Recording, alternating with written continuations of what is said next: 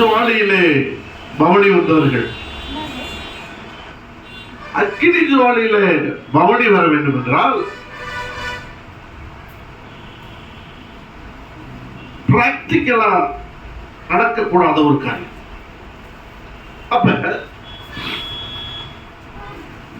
அவர்களே அக்கினியை உருவாக்கி அவர்களே நடந்து வந்திருந்தாலும்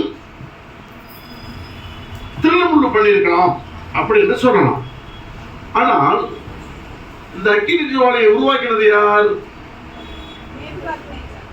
அந்த ராஜா. ராஜா ஒரு கட்டளை எடுக்கிறார், இப்படிலாம் மோசமான ராஜாலாம் இருக்கவே கூடாது உலகத்துல. என்ன சொல்றான்? என்னங்க 7 மடங்கு அக்கினி என்ன பண்ணுங்க? 7 மடங்கு அக்கினி அதிகப்படுத்த சொன்ன உடனே ஷட்ரக், மேஷக், ஆபேத்நேகோ அங்கிருந்து ஓடி போயிட்டாங்களா? எங்கதான் இருந்தாங்க? அக்கினியில தான் நடந்தார்கள். அவன் பார்க்கிறான் ராஜா, அவனுக்கு சந்தேகம் வந்துருச்சு. அக்கினி ஜுவாலையில நம்ம எத்தனை பேரை தூக்கி போட்டோம்? 3 பேர் அல்லவா தூக்கி போட்டோம். 4வதாக ஒருவர் உலா வருகிறாரு. யார்?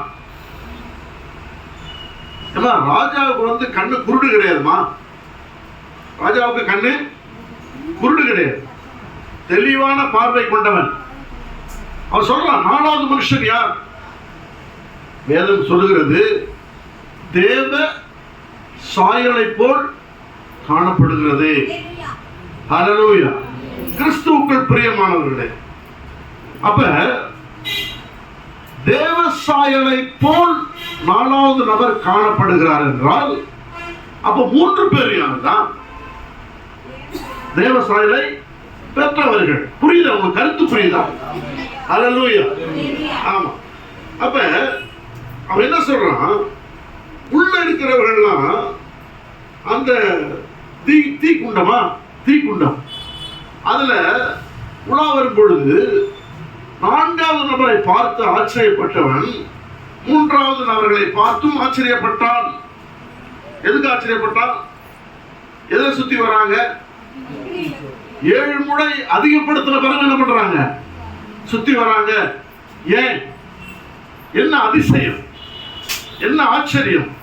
கிறிஸ்துவுக்குள் பிரியமானவர்களே, நீங்களும் நானும் ஆராதிக்கிற ஆண்டவர் அக்கினியை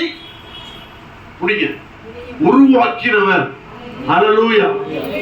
அவர்தான் அக்கினி ஜுவாலை. ஹல்லேலூயா. அவர்தான் அக்கினி ஜுவாலை. ஆமா, அவர் அக்கினி ஜுவாலையில இருக்கிறதுனாலதான் நாம் அக்கினி ஜுவாலையில விழும் பொழுது நம்மை சேதப்படுத்தாது. ஹல்லேலூயா. ஹல்லேலூயா. நீ இன்டர்நெட் இருந்தா கொஞ்சம் அப்பப்போ பாருங்க. சில விஷயங்கள் நமக்கு வேதத்தை ஒற்றிய காரியங்கள் வரும். ஒன்று சொல்றேன், மழை பெய்யுது, சோன்னு கூட்டுல குஞ்சுகள் இருக்கு. எதோட குஞ்சு? பறவைகளோட குஞ்சு. மழை பெய்யவும் தாய் ஓடி வருது. எங்க ஓடி வருது? கூட்டுக்கு. கூட்டுக்கு வந்த உடனே குஞ்சுகள் மேல என்ன பண்ணுது? உட்காருது. உட்கார்ந்த உடனே என்ன பண்றது?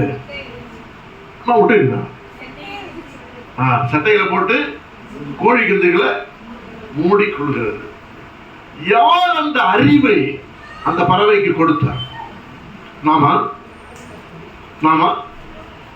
சொல்றோமே, 6 அறிவு இல்லாத பறவைன்னு சொல்றோம் இல்லையா? உண்மைதான்.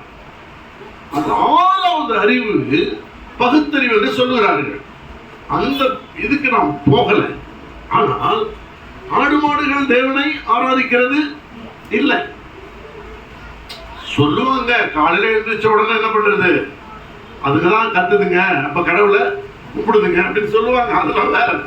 ஆனால் தேவனை தேட வேண்டும் என்ற அறிவு மிருகங்களுக்கோ பறவைகளுக்கோ தேவன் கொடுக்கவில்லை. இந்த அறிவை யாருக்கு கொடுத்திருக்கிறார்? நாம் விசேஷித்தவர்கள். ஹல்லேலூயா. ஹல்லேலூயா. ஹல்லேலூயா. சொல்ற கவனிங்க, புதுசா நான் எதையுமே